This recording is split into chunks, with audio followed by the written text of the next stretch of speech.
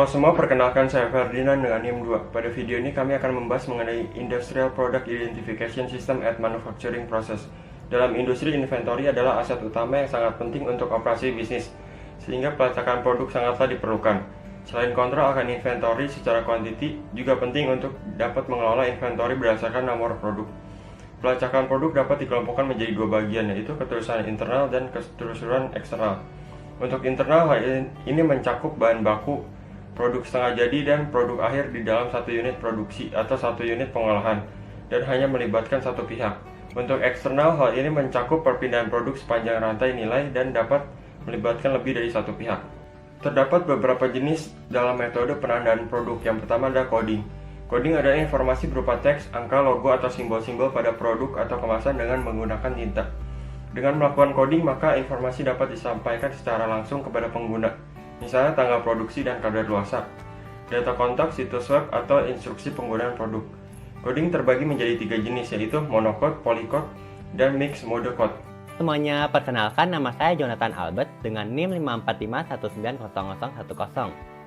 Sekarang, saya akan menjelaskan mengenai marking. Marking adalah kegiatan penandaan atau pemberian sebuah tanda sebagai logo atau kode yang menggambarkan identitas, asal-usul, atau hak milik suatu barang atau produk.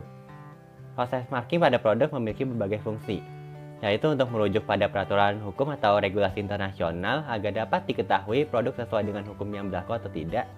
Untuk keperluan marketing, memberikan informasi mengenai penggunaan barang dan garansi produk, mencegah pemalsuan produk, memberikan nilai estetika pada produk, dan mempermudah proses pelacakan produk.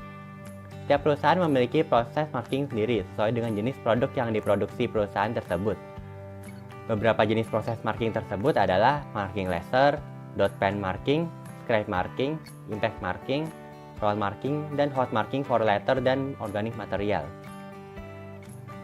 Perkenalkan, nama saya Lisa Josephine dengan NIM 5451904. Pertama-tama saya akan menjelaskan mengenai tagging atau product tag.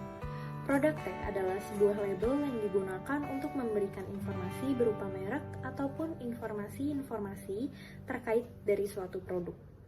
Penggunaan product tag sendiri memiliki beberapa manfaat. Yang pertama adalah sebagai media promosi. Product tag dapat menjadi media promosi yang efektif karena konsumen dapat melihat secara langsung informasi-informasi terkait dari suatu produk. Selain itu, penggunaan product tag juga menghindari pemalsuan produk. Dengan product tag yang didesain secara unik dan berbeda dapat membuat konsumen mengingat ciri khas dari suatu produk.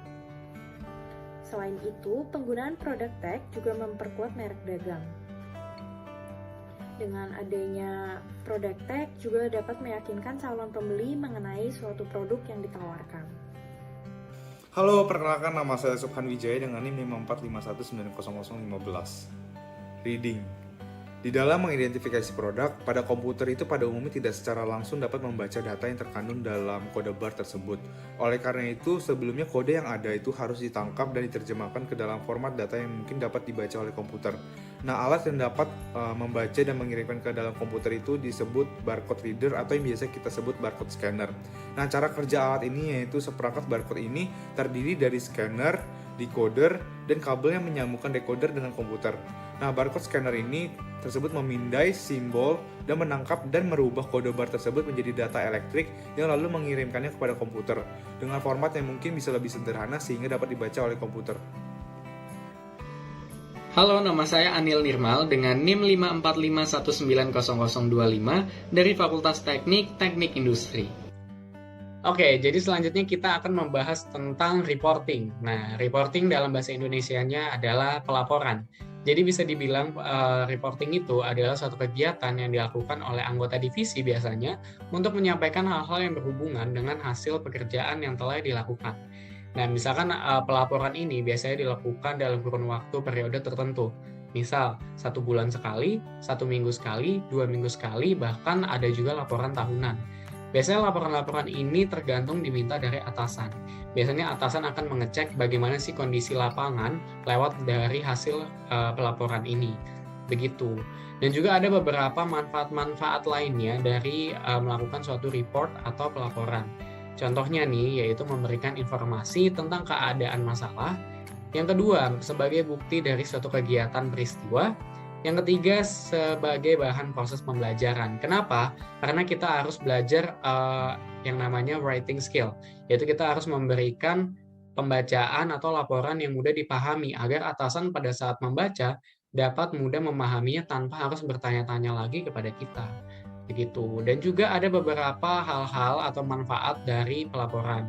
Contohnya ya, contoh simpelnya adalah alat komunikasi dalam penyampaian pesan serta meningkatkan kerjasama dari suatu kegiatan di peristiwa khusus. Selanjutnya adalah RFID. RFID merupakan singkatan dari Radio Frequency Identification. Istilah RFID digunakan untuk menggambarkan berbagai teknologi yang menggunakan gelombang radio yang secara otomatis mengidentifikasi seseorang atau sebuah objek. Teknologi RFID adalah suatu metode yang bisa digunakan untuk menyimpan atau menerima data secara jarak jauh dengan menggunakan suatu piranti yang bernama RFID tag. Terdapat dua macam komponen RFID. Yang pertama RFID reader, berfungsi untuk membaca kode-kode dari RFID tag dan membandingkan dengan yang ada di memori reader. Yang kedua adalah RFID tag, berfungsi menyimpan kode-kode sebagai pengganti identitas diri. Selanjutnya ada cara kerja RFID. Adalah RFID reader bisa ditempatkan sebagai pengganti kunci di pintu rumah atau kendaraan, lalu mengeluarkan gelombang radio dan menginduksi RFID tag. Gelombang induksi tersebut berisi password dan jika dikenali oleh tag, memori tag akan terbuka. Kemudian tag akan mengirimkan kode yang terdapat di memori ID chip melalui antena yang terpasang di tag. RFID reader akan membandingkan kode yang diterima dengan kode kunci yang tersimpan di reader.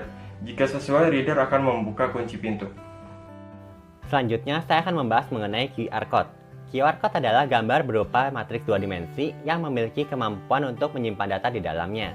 Umumnya, QR Code mampu menyimpan 2089 digit atau 4298 karakter, termasuk tanda baca ataupun karakter spesial di dalamnya. Dengan keunggulan tersebut, maka QR Code mampu menampilkan berbagai teks, membuka URL, menyimpan kontak pada buku telepon, dan lainnya. Terdapat dua jenis QR Code. Yang pertama ada QR Code statis, dan yang kedua ada QR Code dinamis. QR Code statis adalah QR Code yang tidak bisa diedit lagi ketika sudah dibuat. Sedangkan QR Code dinamis adalah QR Code yang bisa diperbaharui, diedit, dan diubah sebanyak apapun yang dibutuhkan. Oleh karena itu, tipe QR Code ini cocok untuk bisnis dan marketing. Selanjutnya saya akan menjelaskan mengenai Direct Part Marking.